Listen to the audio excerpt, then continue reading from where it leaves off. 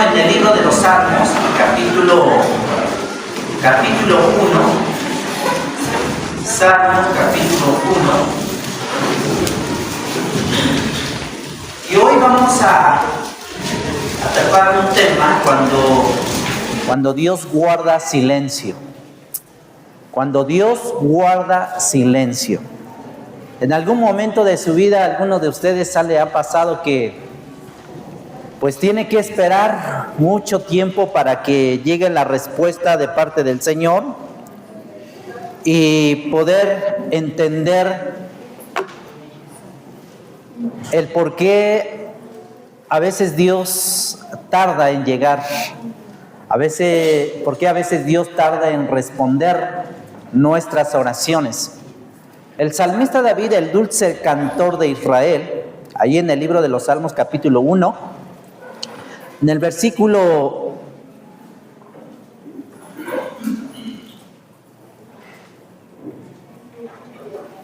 1, versículo 6, no es 6, no es, a ver, permíteme tantito, hermanos.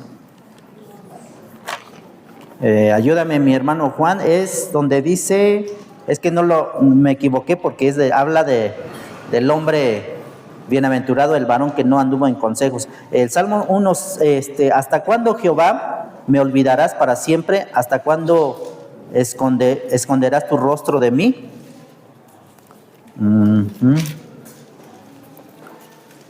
No lo anoté bien, pero es ese versículo.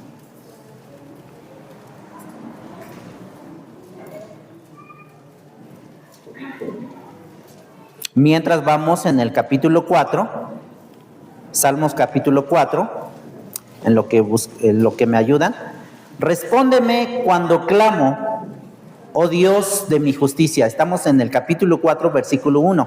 Dice, respóndeme cuando clamo, oh Dios de mi justicia.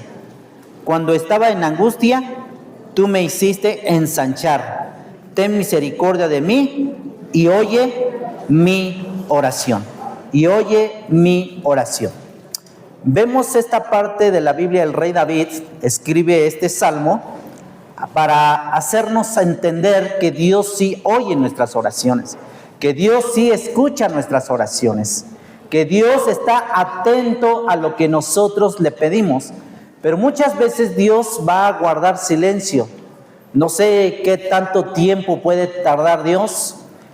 De hecho, entre el Antiguo y Nuevo Testamento, Dios estuvo en silencio. Fíjese, no sé si algunos sabían esta historia o esta parte de la historia desde el siglo I hasta el siglo de hoy. Después del siglo IV hubo un silencio durante 400 años. O sea, entre el Antiguo y Nuevo Testamento, donde no se habló nada de Dios. Salmos 13. Gracias, hermano. Volvamos otra vez a Salmos 13, hermanos. Ya me ayudó el hermano. Ok, muchas gracias, hermano Juan. Salmos 13. ¿Hasta cuándo, Jehová? Ahí el salmista David hace una pregunta, ¿verdad? ¿Están conmigo?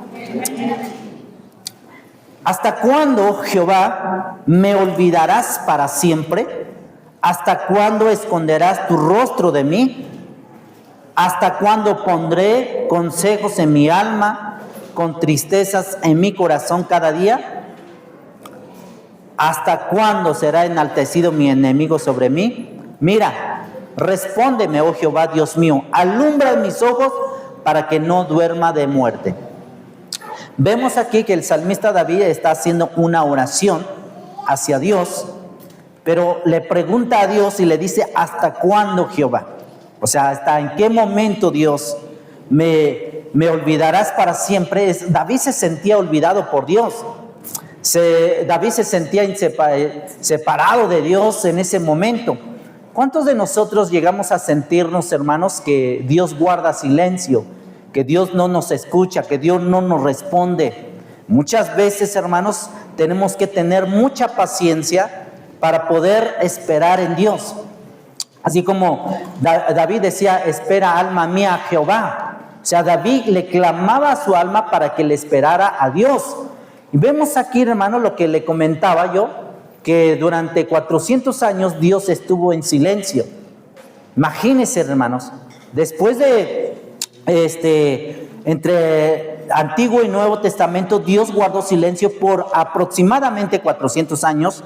No es un número exacto, hermanos. Dice que este lapso de tiempo, comúnmente llamado periodo intertestamentario, a los 400 años de silencio. Esto inició alrededor del año 400 antes de Cristo, con los últimos escritos del profeta Malaquías, y terminó con el anuncio del nacimiento de Juan el Bautista. Durante este tiempo no hubo nuevas profecías, fíjese, hubo silencio total. O sea, no estaba Dios, no había profetas, no había que predicar. 400 años, hermanos. Fíjese, este tiempo no había mensajes revelados o escrituras canónicas registradas. Sin embargo, historiadores y teólogos señalan que fue una etapa de preparación providencial. El mundo sufrió grandes cambios políticos en ese tiempo. Hay muchas cosas que cambiaron, cambios sociales y lingüísticos, como la conquista de Alejandro Magno y la expansión del idioma griego. Acuérdense que todo el Nuevo Testamento está escrito en el idioma griego, que terminaron preparando el escenario perfecto para la llegada de Jesús. O sea, hubo un silencio donde no había nada, 400 años. Imagínense, nosotros hemos estado viviendo, ahora sí, la descendencia, la generación que ha pasado por diferentes etapas de la vida. Imagínense, cada etapa de la vida, hermanos, tiene sus diferentes formas de cómo Dios nos trata a cada uno de nosotros, cómo Dios trata a sus hijos. Pero volvamos a leer lo que dice el salmista David, y dice que ¿hasta cuándo, oh Jehová, me olvidarás para siempre? ¿Hasta cuándo esconderás tu rostro de mí? Dice en otra versión, hermanos. Y vemos que todos los cristianos, o todos los creyentes, o todos los que estamos aquí, tarde o temprano atravesamos momentos en los que parece que Dios no responde. ¿En algún momento te ha pasado eso, mi hermano? Que parece que Dios no responde, parece que Dios está en silencio, parece que Dios se olvidó de ti. Y las oraciones parecen no pasar del techo, las circunstancias no cambian y el cielo parece estar en silencio. Y podemos estar ahí horas y horas arrodillados delante de Dios y no escuchamos una respuesta, o no vemos una respuesta. Y nos damos cuenta, hermanos, de que Dios está ahí. Dios está presente porque Él es omnisciente, Él está en todos los lugares. Sin embargo, la Biblia nos muestra que el silencio de Dios no significa su ausencia, ni indiferencia, ni su falta de poder. Muchas veces Dios guarda silencio porque está cumpliendo un propósito mayor en nuestras vidas. Amén.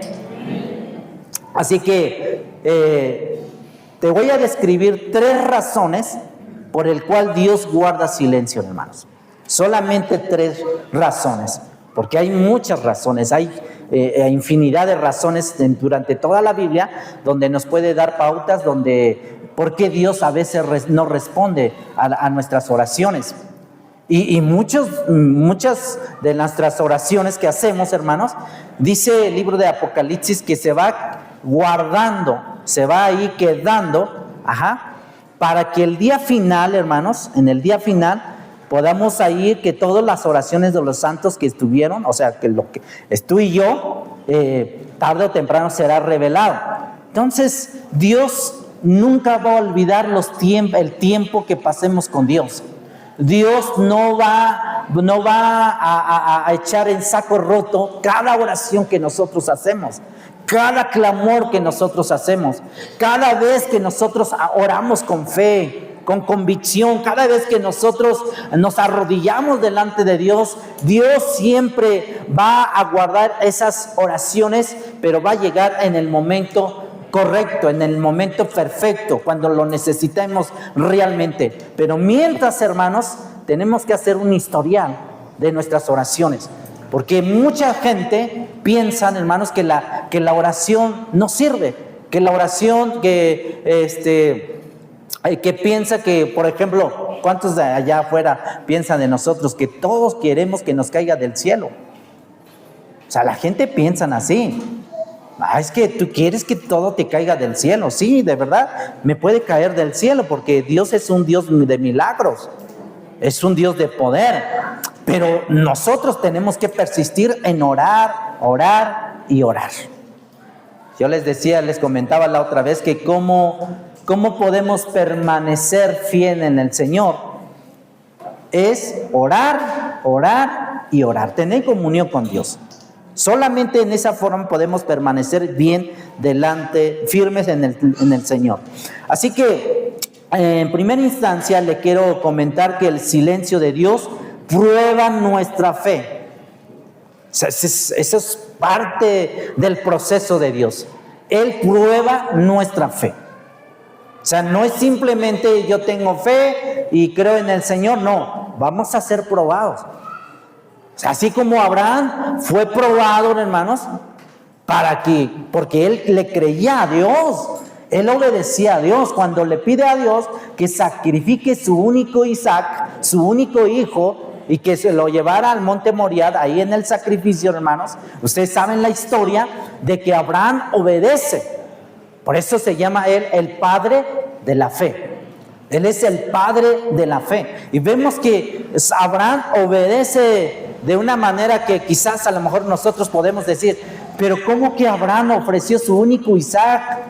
Aquel hijo que lo tuvo a los 86 años, hermanos. O sea, se le entregó la promesa a los 86 años y a Isaac lo tuvo casi a los 100 años.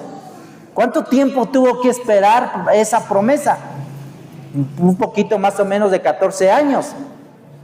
Imagínense, todo ese tiempo Dios estuvo en silencio con Abraham. Pero vemos que Dios después le dice, sacrifícame tu único Isaac, tu hijo.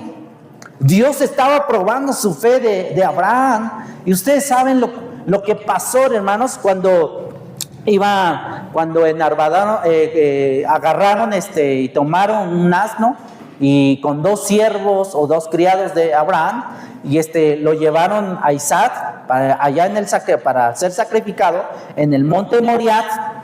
Y dice que Abraham, hermanos, iba con el niño. Dice que algunos escritores, hermanos, historiadores, que más o menos el niño tenía alrededor de 12 años, entre 11 y 12 años. Pues ya tenía uso de razón, ya sabía lo que estaba pasando. Y no me imagino cómo el pequeño Isaac, hermanos, le preguntaba a su papá, ¿y dónde está el cordero? ¿Y a dónde vamos? ¿Y a qué vamos? Imagínese el niño ahí, cuando llega ahí, Abraham prepara el sacrificio, le pone la leña y empieza ahí a arder, hermanos, alrededor, y lo ponen al niño. Imagínese espantado el niño, asustado el niño. Pero Dios había preparado todo eso. Dios había preparado con anticipación a Abraham y al niño. Entonces, hermanos, pero vemos que Abraham es un hombre de fe, pero su fe es probado. Su fe tiene que pasar por la lupa de Dios para que él sea un hombre aprobado, para que él sea un hombre de fe. Y cada uno de nosotros podemos pasar tiempos, hermanos, de prueba de nuestra fe. Quizás cuántos de ustedes están esperando una respuesta de parte de Dios. Ustedes están esperando hasta que llegue la respuesta de Dios. Y quiero decirte, hermanos, que así como Job cuestiona a Dios por su silencio, todos nosotros en algún momento podemos cuestionar a Dios sus silencios, cuando no viene la respuesta. Vemos aquí en el libro de Job, capítulo 30, vamos a ver, está el libro de Job, está antes de los Salmos, capítulo 30. O sea, no están tan lejos, hermanos, están atrasito del Salmo que donde leímos, del Salmos capítulo 13. ¿Ya lo tiene, hermanos? Job 30, versículo 20. Dice, clamo a ti. ¿Y qué dice? Y no me oyes. Me presento y no me atiendes. Vemos cómo Job, hermanos, está cuestionando a Dios. Le está preguntando a Dios, le dice, yo te clamo a ti y no me oyes. Me presento y no me entiendes. Y no me atiendes, perdón. Te has vuelto cruel para mí, con el poder de tu mano me persigues. Me alzaste sobre el viento, me hiciste cabalgar en él y disolviste mi sustancia. Porque yo sé que me conduces a la muerte y a la casa determinada a todo viviente. Job sabía lo que estaba pasando, lo que estaba sucediendo en ese momento. Fíjense, si ustedes leen todo el capítulo 23 de Job, hermanos, expresa su frustración por no saber dónde encontrar a Dios para presentarle sus argumentos. Aquí vemos a un hombre de fe, un hombre temeroso, porque es lo que dice al principio del libro, en el capítulo 1, que Job era un hombre apartado del mal. Era un hombre íntegro, temeroso y apartado del mal, imagínense. Pero vemos cómo Dios tuvo que pasarlo por esa prueba, hermanos, para que él entendiera el poder de Dios y él entendiera los propósitos de Dios. Job buscó a Dios y no podía percibirlo, pero aún así declaró, mas él conoce mi camino, me probará y saldré como oro. Es lo que dijo Job. Mas él conoce mi camino, me probará y saldré como oro. La fe verdadera no depende de lo que sentimos ni de quién es Dios. Tomemos sus promesas y dejemos de apoyarnos en nuestras emociones o en nuestros sentimientos. Apoyémonos en las promesas de Dios. No nos dejemos llevar por los sentimientos, por las emociones, hermanos. Confiemos plenamente en Dios en todo momento. Los tiempos más difíciles en nuestras vidas, hermanos, es cuando nosotros padecemos quizás una depresión, una tristeza, o cuando tenemos una racha económica, o cuando viene una enfermedad inesperada y pensamos de que Dios se apartó de nosotros. Pero muchas veces nos dejamos llevar por las emociones. Sin embargo, Dios dice que confiemos en su palabra, donde Él ha dicho, no te dejaré ni te desampararé. Esa es la promesa del Señor. No te dejaré ni te desampararé. Yo estaré contigo todos los días. ¿Y hasta cuándo? Hasta el fin del mundo. Así como el oro, hermanos, se purifica en el fuego, la fe se fortalece en las pruebas. A ver, digan conmigo. Así como el oro se purifica en el fuego, la fe se fortalece en las pruebas. Amén. Gloria a Dios. Segundo lugar, el silencio de Dios forma nuestro carácter. Dios forma nuestro carácter. Vemos a un hombre llamado José en el libro de Génesis capítulo 37. Si gustan vamos a ver, hermanos. Génesis capítulo 37.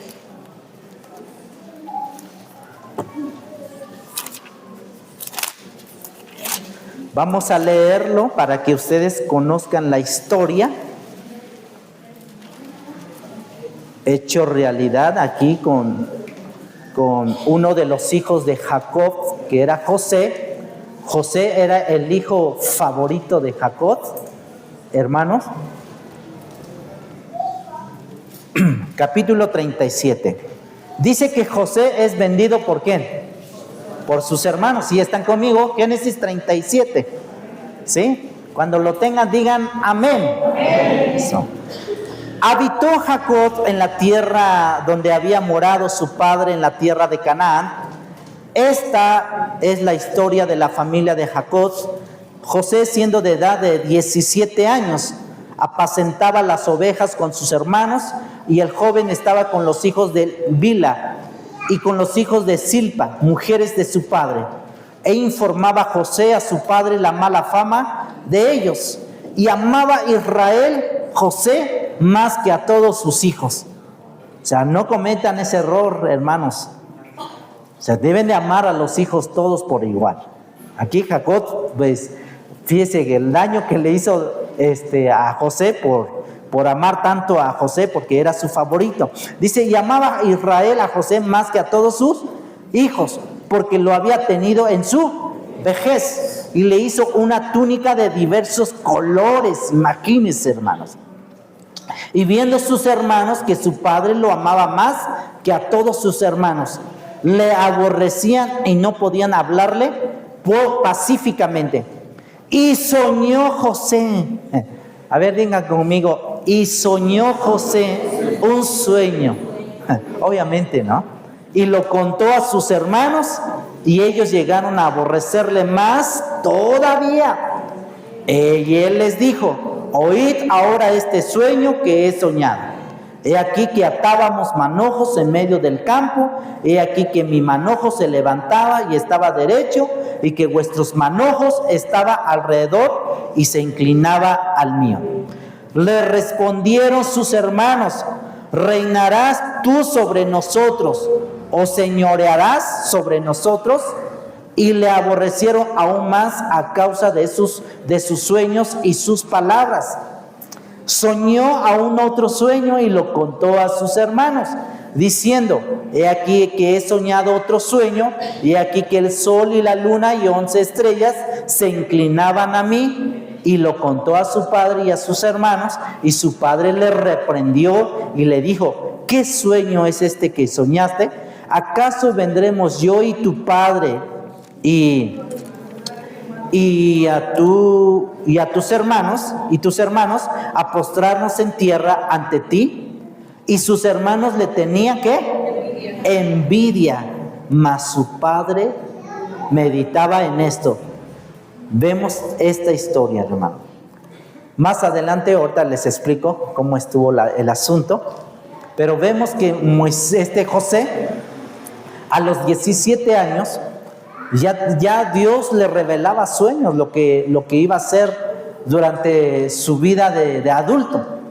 Y vemos que los hermanos le causa envidia por su sueño, o sea, sueños donde era interpretado de una manera que, imagínense, soñar con 11 estrellas y la luna, hermanos, pues eso significaba que en algún momento, pues todos sus hermanos y sus padres iban a estar inclinados hacia José.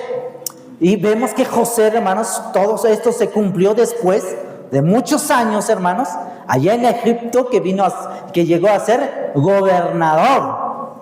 Pero tuvo que pasar, tuvo que ser formado en su carácter. Fue vendido por 20 piezas de plata. ¿Sí sabían ustedes? Porque acuérdense que José es un tipo de Cristo, la figura de Cristo. Pero aquí obviamente pues Jesús fue vendido por 30 piezas de plata por Judas. Y aquí José es vendido por 20 piezas de plata. O sea, pues no importa si hay una diferencia de monedas, pero la cosa es que José es tipo de Cristo. Vemos que José, hermanos, durante ese tiempo de formación, José recibe esos sueños, esos 2 sueños, pero vemos que él tuvo que esperar para verlo cumplido. Él no sabía que ese sueño se iba a cumplir, pero Dios ya le había dado un sueño. Cuando Dios te da un sueño, tarde o temprano se va a cumplir. O sea, así puedes esperar muchos años, hermanos. ¿Cuántos de ustedes tienen que esperar a que llegue un milagro sobre su vida? ¿Cuánto tiempo tienes que esperar, por ejemplo, que uno de los hijos se convierta bien en el Señor? ¿Habrá alguien aquí, hermanos, que uno de sus hijos dice, no, pues es que de plano no quiere acercarse a Dios? no quiere servir a Dios, no quiere nada con Dios. Y tú tienes que esperar, tú tienes que seguir orando, seguir insistiendo, porque hay que tomar la promesa de Dios. En el libro de los Hechos, capítulo 16, versículo 31, dice: cree en el Señor Jesucristo y serás salvo tú y tu casa. Tú y tu casa. ¿Cuándo va a suceder eso? No sé. Yo no sé cuánto va a suceder, pero Dios lo va a determinar. Dios es el que tiene la respuesta. Vemos aquí que José, hermanos, pasó muchos años para que se cumpliera su sueño. Vemos que durante ese tiempo de formación de carácter, porque necesitamos ser formados. O sea, tú no puedes venir ante Dios y decirle: Dios, te ordeno para que tú me des esto. No, uno tiene que ser formado primero. La formación del carácter es muy importante en nuestro caminar con Dios. Aquí vemos, hermanos, que durante ese tiempo primero fue rechazado por sus hermanos. Ustedes saben que lo tuvieron que vender vendérselo a los ismaelitas, porque de hecho lo querían asesinar, matar. Para engañar a sus padres, pues tuvieron que matar a un animal y teñir su ropa, su túnica con la sangre del animal y llevárselo a su padre y decirle: tu hijo José ha devorado a una bestia. Batería cargada. Lo ha devorado una bestia, así no hay nada que hacer. Y vemos que esto no se cumplió. ¿Por qué? Porque José estaba destinado a una bendición mayor, hermanos. Pero tuvo que pasar ese proceso. Fue rechazado, fue vendido por 20 piezas de plata, acusado injustamente con la mujer de Potifar. Ustedes saben la historia de lo que pasó con la mujer de Potifar. Cuando él llega allí en la casa, hermanos, de Potifar, pues ahora sí que dice que José halló gracia delante de Dios y delante de los hombres. Me gusta mucho esto, hermano. Me gusta esta frase de la palabra de Dios, que José halló gracia delante de Dios y delante de las personas. Imagínense hallar gracia delante de Dios, el favor de Dios sobre nuestras vidas. Y nos damos cuenta, hermanos, que cuando el favor de Dios está sobre nuestras vidas, pero algo hace falta, algo nos hace falta. Quizás nos hace falta que nosotros amemos más al Señor. Quizás nos hace falta que nosotros oremos más al Señor, que tengamos más comunión con Dios. Hace como más o menos como 20 días o más, yo le hablaba la amistad que debemos de tener con Dios. Así como Enoch caminó con Dios. No, o sea, literalmente no caminó así como nosotros solemos caminar con alguien, ¿no? No, eso es en el sentido figurado. O sea, donde Dios, o sea, de alguna forma, Enoch entendió que tenía que vivir para Dios en todo tiempo. Y también, o sea, Abraham, que le creyó a Dios, hermano, le fue contado como al amigo de Dios. ¿Cuántos de aquí tienen una amistad con Dios todos los días? Amén, hermanos. ¿Por qué como que dicen: ay, no, creo que he fallado en esa parte? Si en algún momento has fallado, hermanos, no sabes de lo que tú te estás perdiendo.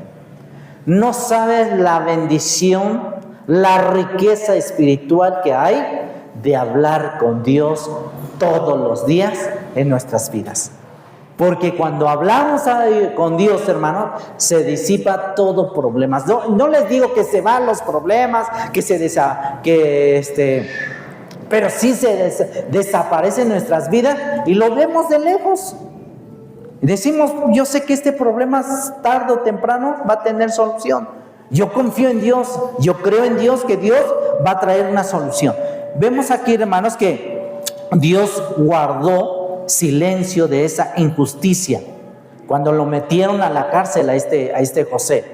Porque esta mujer, la mujer de Potifar, lo acusó sexualmente, hermanos. Cosas que José se mantenía íntegramente, hermanos. Cosa que José temía a Dios y vivía en santidad. Pero vemos que lo meten injustamente a la cárcel y que finalmente, hermanos, este hombre, hermanos, estaba siendo preparado para que él gobernara en Egipto. Dios está más interesado en formar nuestro carácter que en satisfacer nuestra prisa. Dios está más interesado, hermanos, en formar nuestras vidas. O sea, muchas veces nos desesperamos. Dios, ¿por qué estoy pasando por esto? ¿Por qué a mí me sucede esto? ¿Por qué a mí me tocó vivir con esto? ¿Y por qué yo esto? Y le hacemos muchas preguntas a Dios, pero nunca entendemos o nunca comprendemos de que Dios está obrando en nuestras vidas. Amén. Hay un canto que dice que aunque yo no te vea, tú estás obrando. ¿Sí, verdad? Así dice, ¿no? Aunque yo no te vea, tú estás obrando, tú estás trabajando. Yo no puedo ver, porque finalmente, hermanos, la fe debe de ser así.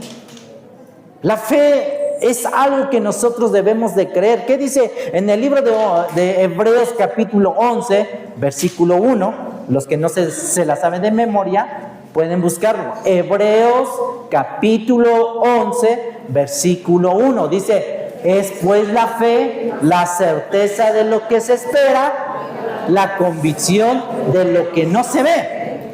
Esa es la fe. Sabemos que Cristo viene y viene pronto. No sabemos cuándo puede venir. La Biblia menciona que puede venir por la mañana, mediodía, por las tardes, no sé.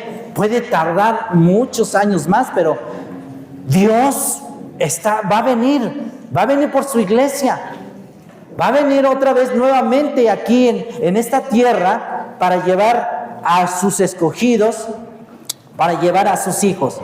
Y vemos, hermanos, que la fe tiene que ver con esperar con paciencia. Mucha paciencia. Porque en ese tiempo, en esa etapa de la vida, hermanos, estamos siendo formados. Mientras esperas una respuesta, Dios trabaja en tu paciencia. Dios desarrolla humildad en tu vida. Cada uno de nosotros debemos de responder con humildad a la orden de Dios. Y lo que Dios diga, tenemos que aprender a obedecer. Así vuelvo otra vez con Abraham. Dice Dios que le dijo: vete de tu tierra y de tu parentela, que de ti haré una nación grande, numerosa. Vemos cómo la fe se obedece, hermano. La fe tiene que ver con que nosotros seamos humildes en responder a lo que Dios nos ordena. La Biblia menciona en 2 de Corintios, 2 de Crónicas, capítulo 7, versículo 14, si lo pueden abrir, adelante, pero de paso le doy. Dice: si se humillare mi pueblo, sobre el cual mi nombre es invocado, y oraren y buscaren mi rostro, y se convirtieren de sus malos caminos, entonces yo, dice Dios, yo oiré desde los cielos, perdonaré sus pecados y sanaré su tierra. Vaya que la tierra está enferma, hermanos, de tantas cosas que hay. Pablo escribe a los romanos que la tierra misma gime, o sea, no puede gemir como hombre, ¿no? O sea, como humano, sino que es una forma metafórica de que la tierra gime, hermanos, de que llegue el momento, la manifestación de Dios. Porque ustedes saben, hermanos, que todo esto, Dios en algún momento, o sea, será destruido. Sí, porque Dios va a determinar en algún momento, pero confiamos que confiamos en que en Dios, Él nos va a guardar, nos va a proteger, que pase lo que pase a nuestro alrededor, Dios siempre nos va a proteger. Ahora, ¿cuántos de nosotros experimentamos el terremoto del 2017 y aquí estamos, gracias a Dios? Ajá. ¿Cuántos de nosotros pasamos por estamos aquí para contarlo, ¿no? La pandemia del COVID-19. Somos una generación, hermanos, que hemos pasado por muchas cosas. Y sin embargo, Dios sigue teniendo misericordia de nosotros. Aquí estamos, aquí estás tú, aquí estoy yo. ¿Por qué? Porque Dios ha tenido misericordia de nosotros, pero Dios tiene que seguir trabajando en nosotros más y más y más y más, porque entre más humildad desarrollemos en nuestras vidas, en nuestra dependencia de Dios, hermanos, Dios mismo se va a encargar de toda nuestra situación. Él se encarga de toda nuestra situación. Vemos lo que Jesús dijo en el libro de Mateo capítulo 5, en el Sermón del Monte. ¿Qué dijo Jesús? Ahí en el capítulo 5, vayan conmigo, hermanos, en las bienaventuranzas. En las bienaventuranzas capítulo 5. Sé que algunos ya se lo saben de memoria porque hemos dejado la tarea de aprenderse en este capítulo. Mateo capítulo 5 dice, versículo, me gusta mucho en el versículo 5, hermanos. Bueno, desde el 3. Desde el 3, ¿están conmigo? Dice, bienaventurados, ¿quién? Los pobres en espíritu, porque de ellos es el reino de los cielos. O sea, a ver, deténganse tantito ahí. O sea, bienaventurados los pobres. ¿Quiénes son los pobres en espíritu? Aquellos que dependen totalmente de Dios, aquellos que confían plenamente en Dios, aquellos que ponen su confianza en Dios en todo momento. Dice que serán bienaventurados, o sea, serán bendecidos. Y luego dice, bienaventurados los que lloran, porque ellos recibirán consolación. Jesús está diciendo, ¿por qué lloras, hermano? O sea, se vale llorar, pero Dios mismo ahí está obrando. Cada lágrima derramada, hermanos, cada vez que tú le das gracias a Dios, cada vez que tú le lloras a Dios, cada vez que glorificas a Dios y te humillas delante de Dios, dice que eres bienaventurado. ¿Cuántas veces hemos llorado? ¿Alguna vez? ¿Cuándo fue la última vez que tú lloraste por algo? En tu soledad, en un momento de crisis y lloraste y nadie se dio cuenta. Nadie te ha visto que lloras por las noches, por las madrugadas, o por los problemas, por las situaciones. Pero dice Dios, bienaventurados los que lloran, porque ellos recibirán consolación. Bienaventurados los mansos, porque ellos recibirán la tierra por heredad. O sea, tenemos que ser humildes para recibir las riquezas de esta tierra. Dios nos ha dado esta creación, esta tierra, este lugar, hermanos, para poder adquirir de sus bendiciones. Dios preparó de antemano todas las cosas que nosotros tenemos hoy en día, porque la tierra nos da riquezas. O sea, la tierra nos da muchas cosas, hermanos, pero hay que tener mucha paciencia para confiar en Dios. Alguien me comentaba y me decía, pastor, creo que me quedé sin trabajo, o creo que me voy a quedar sin trabajo. Y yo le dije así sencillamente, cuando Dios cierra una puerta es porque tiene otra mejor. Siempre, hermanos, porque a sus hijos nunca los va a abandonar. De hecho, David dijo, yo no he visto, joven fui y he envejecido y no he visto justos desamparados, ni su descendencia que mendigue pan. O sea que para los justos, para sus hijos, siempre habrá abundante pan para sus mesas. Amén, hermanos. Denle un fuerte aplauso al Señor, porque Él merece toda la honra y toda la gloria. Amén. Gloria a Dios, porque así es nuestro Señor. Bueno, de hecho no es que me guste que aplaudas, nada más para los que se están durmiendo. Así que acuérdense, hermanos. O sea, sí. De hecho, pues aquí no venimos a recibir aplauso, no, venimos a glorificar al Señor. Entonces, pero lo hago a veces así, de esta forma, porque muchos de repente como que ya están cabeceando. Entonces, así que Dios, Él forma nuestro carácter, pero tenemos que tener mucha humildad, mucha paciencia, y tenemos que seguir insistiendo hasta que Dios traiga una respuesta a nuestras vidas. Número 3. El silencio de Dios prepara una respuesta mayor. Acuérdense de esto, hermano. El silencio de Dios. De repente tú puedes ver el silencio de Dios por todos lados. Imagínense, durante ¿cuántas horas Jesús pasó ahí en el monte Gólgota? Ahí cuando lo llevaron allí en la cruz, desde las 9 de la mañana. O sea, él había estado durante toda la noche, hermanos, se presentó ante Caifás, Anás, ante Herodes, ante Pilato, y fue azotado con el látigo, 39 látigos que le dieron a nuestro Señor Jesucristo. Ajá. Y todavía el viernes por la mañana lo llevan, o sea, que cargue su cruz, y llega en el monte de Gólgota, en el monte del Calvario, hermanos, a las 9 de la mañana. Imagínense, de 9 a 3 de la tarde.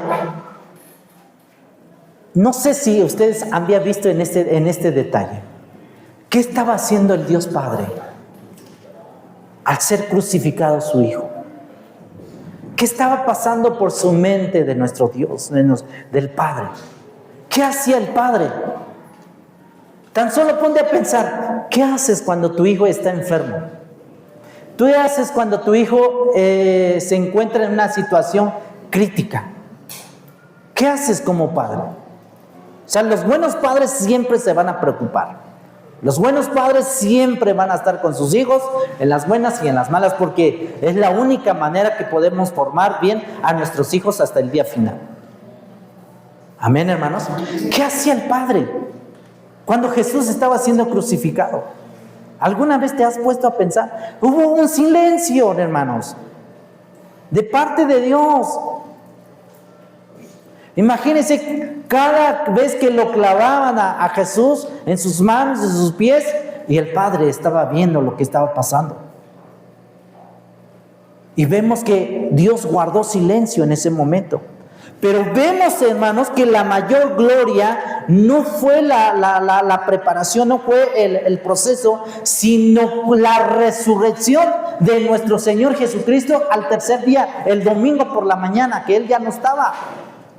Cuando llega María y María Magdalena ahí en la tumba, Jesús ya no estaba ahí. Jesús ya había resucitado. Le mostró al enemigo que Él tiene el poder para dar vida. Amén. Jesús dijo: yo soy la resurrección y la vida. El que cree en mí, aunque esté muerto, vivirá. Aleluya. Así que, hermano, hermana, Jesús es el Señor de nuestras vidas. Él nos prepara para una respuesta mayor, porque Él mismo lo hizo. Cuando Jesús, por ejemplo, en el libro de Juan, capítulo 11, vayan conmigo. Cuando Jesús recibe la noticia de que su amigo Lázaro estaba enfermo, dice que no fue inmediatamente, hermanos, sino que esperó y se quedó en silencio 2 días más. Vayan conmigo, por favor. San Juan capítulo 11. Capítulo 11, ¿ya están conmigo? Vamos a leer lo que dice la historia, hermanos. Aquí dice muerte de Lázaro, así dice en su Biblia. ¿Sí? Amén.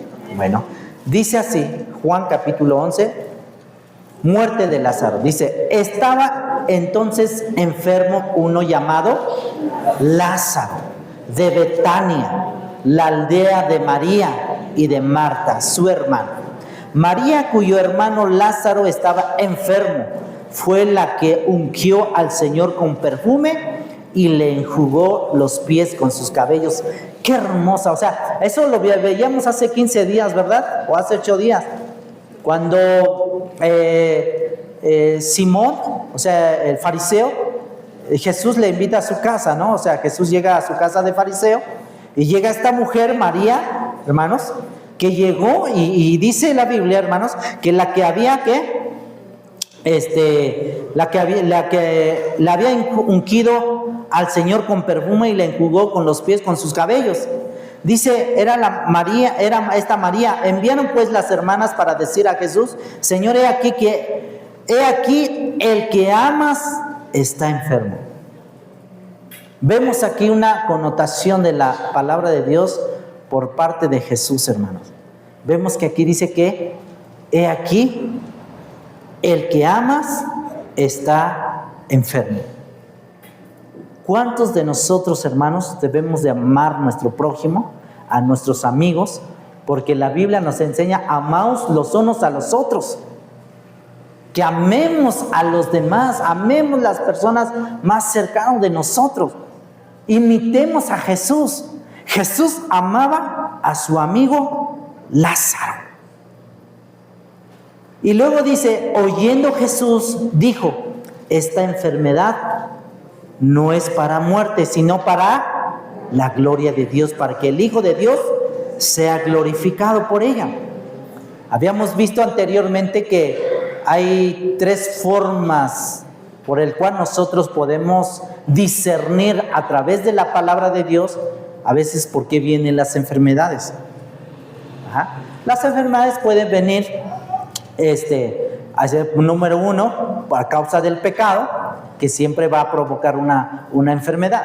Segundo, es que a veces Dios quiere manifestar su gloria en nosotros. O sea, quiere glorificarse en nosotros. Que cuando le pidamos sanidad, Él nos sane, nos restaure. Y la otra es que Dios está formando nuestro carácter. Él nos mantiene humilde, porque mientras no pase nada en nuestras vidas, hermanos, a veces somos muy orgullosos, o sea, sentimos que todo está bien. Pero cuando viene algo en nuestras vidas es cuando nos humillamos delante de Dios. Y Dios es lo que quiere, que nosotros siempre estemos al tanto, con sus promesas, con sus misericordias, con su perdón. Y es por eso que Dios permite a veces algún aguijón en nuestras vidas. Así como Pablo dice que él tenía un aguijón en su cuerpo. Muchos escritores dicen que piensan, hermanos, que pudiera ser una enfermedad. No sabemos, pero era un aguijón que él traía en su cuerpo, y eso lo mantenía humilde. No vayan a decir: ay, mi esposa es mi aguijón. No, o mi esposo, No. Yo creo que aquí, hermanos, tenemos que ver que la manera que cuando vienen las cosas, las pruebas en nuestras vidas, hermanos, o algo que nosotros no entendemos, es como tener una piedrita en el zapato, una incomodidad, que a veces decimos: es que yo no estoy tan cómodo con esto, como que esto no me hace feliz, como que esto no me hace dar ese gozo, esa fortaleza que yo necesito, y algo te estorba en la vida. Pídele al Señor si te lo quita o te lo mantiene ahí, porque muchas veces, hermanos, Dios no los puede quitar ese aguijón, pero Dios a veces lo puede mantener ahí para que nosotros nos mantengamos humildes delante de Dios. Amén. Así que Jesús recibe la buena noticia de que su amigo Lázaro se había enfermado gravemente. Seguimos, versículo ¿qué? 5. Y amaba Jesús a Marta y a su hermana y a Lázaro. Cuando oyó pues que estaba enfermo, ¿qué hizo Jesús? ¿Qué hizo Jesús? Fíjese, noten esa parte de la Biblia, hermanos. Jesús no dijo: no, ya voy a ir inmediatamente y dejo tirado todo lo que estoy haciendo y voy a ir inmediatamente con mi amigo porque está al borde de la muerte. No, dice aquí, así literalmente dice aquí, hermanos, que cuando oyó pues que estaba enfermo, se quedó 2 días más en el lugar donde estaba. Esto nos enseña Jesús, que Jesús siempre va a llegar en el momento correcto de nuestras vidas, hermanos. Él puede tardar 2 días, 2 años, 2 décadas, Bueno, no les digo siglos porque nadie llega a vivir más de un siglo, hermanos. Pero Dios puede tardar mucho tiempo. Pero va a llegar el momento cuando Dios te dé la respuesta correcta a tu vida. Tú estás esperando algo, tú tienes que esperar con paciencia.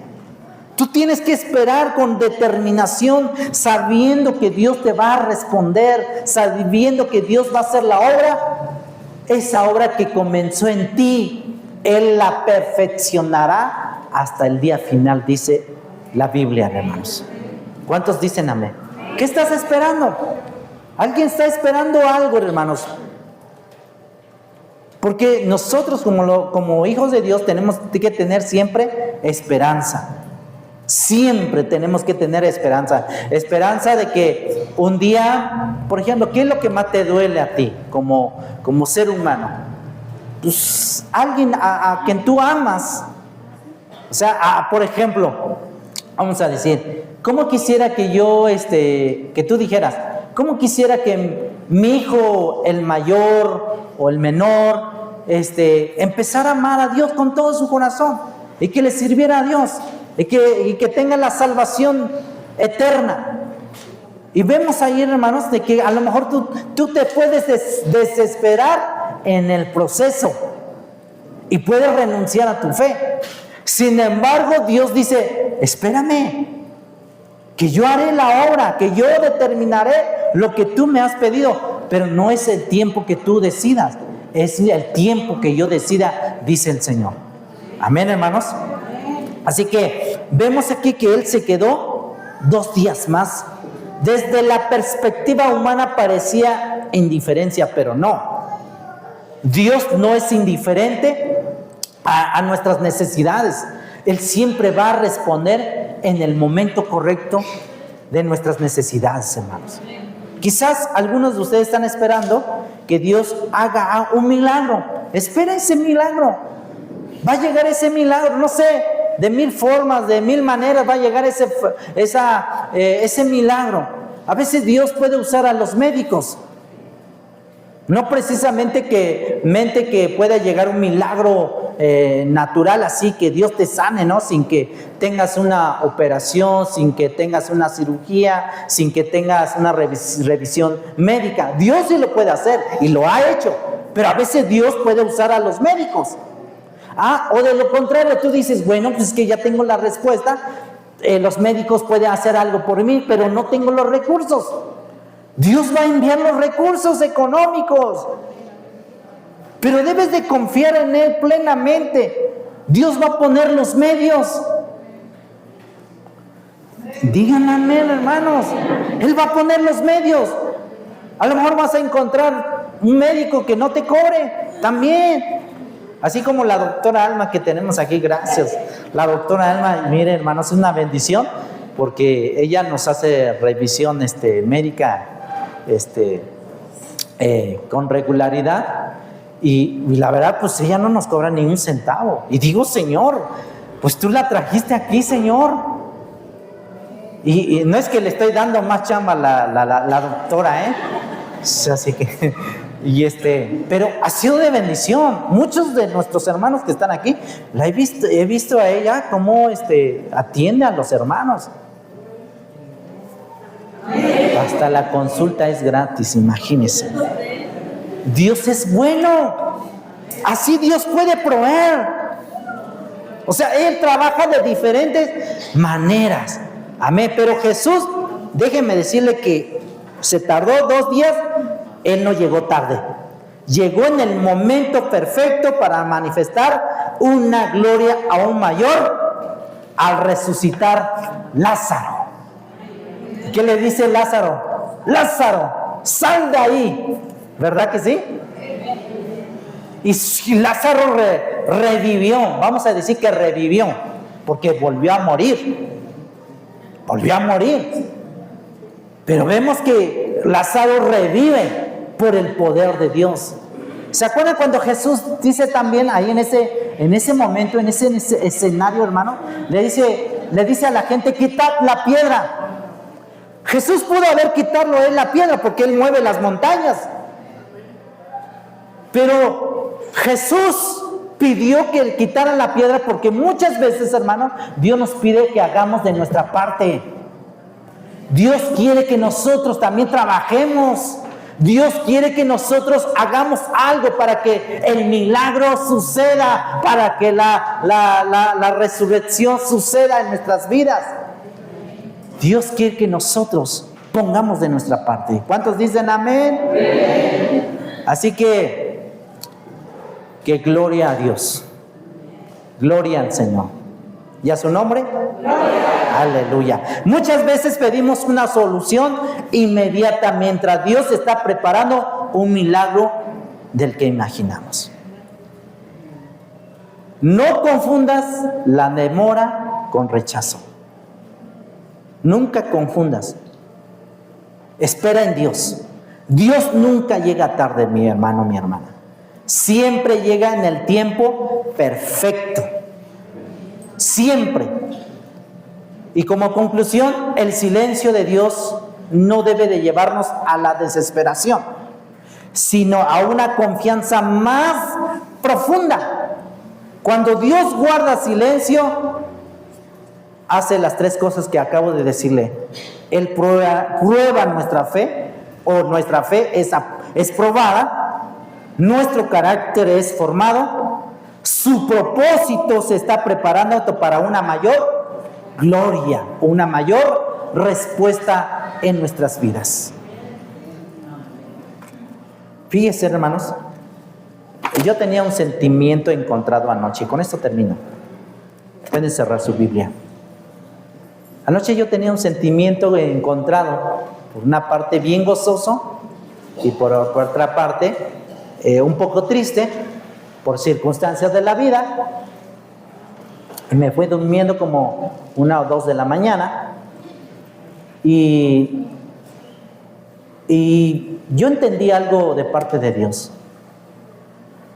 Este mensaje lo escribí, lo anoté desde la semana pasada, porque yo le he pedido muchas cosas a Dios y a veces a Dios no responde inmediatamente y hay que esperar y hay que esperar y hay que esperar. Y en ese momento yo estaba orándole al Señor, diciéndole gracias, Señor, gracias por esto. Y hubo algo ahí que me quitó la paz, me quitó ¿cómo les diré? El sueño. Entonces puse en las manos de Dios, pero por otro lado yo estaba bien gozoso, bien bendecido, porque mi amigo Esteban, el señor Esteban, que está aquí con nosotros, me escribió anoche, como antes de las 10 de la noche, ¿verdad?